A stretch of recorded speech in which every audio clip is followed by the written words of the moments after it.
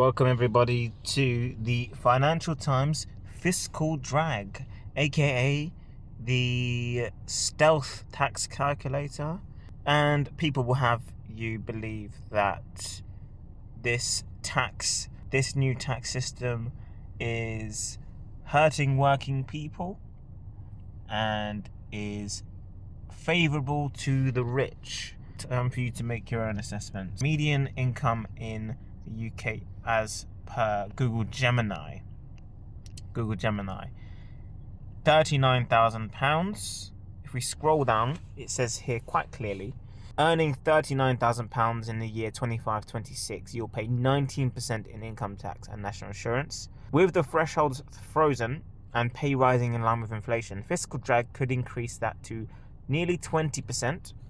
That would be an extra £1,132 of total tax paid by the year 2030-31, compared with the thresholds moving with inflation. That suggests that the average person in the UK will pay an extra £1,132 in that time period.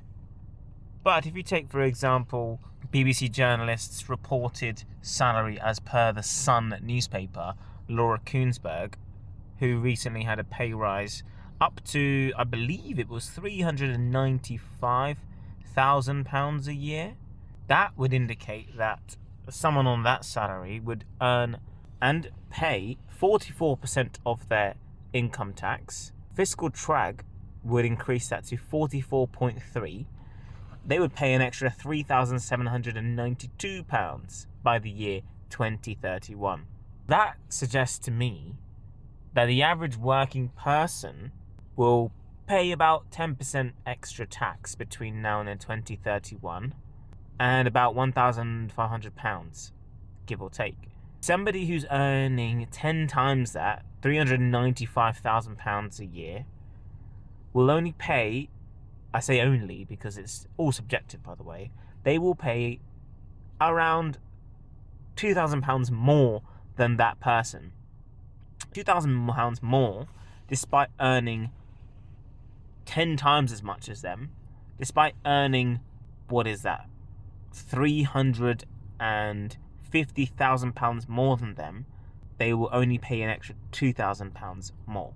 How are we going to respond to this? Are we going to write to our local councillors, our local MPs? Because whilst some people may agree with tax increases, the fairness and the parity across the board is severely questionable. Yeah, so it's quite interesting. It's quite interesting because somebody of that salary in the BBC, for example, or in any should I say large organisation, in a director position or in a CEO position, who's probably earning even more, basically is unaffected by this particular tax change. If you put in like an average MP salary of about 90,000, again, they are paying £2,000 more. Very interesting stuff. Very, very interesting stuff, I have to say. With them paying a larger percentage increase from 30.3 to 31.4, it really is an interesting time to be alive, because the richest with the broadest shoulders, they're really not that bothered. They're really not that bothered, are they? Are they?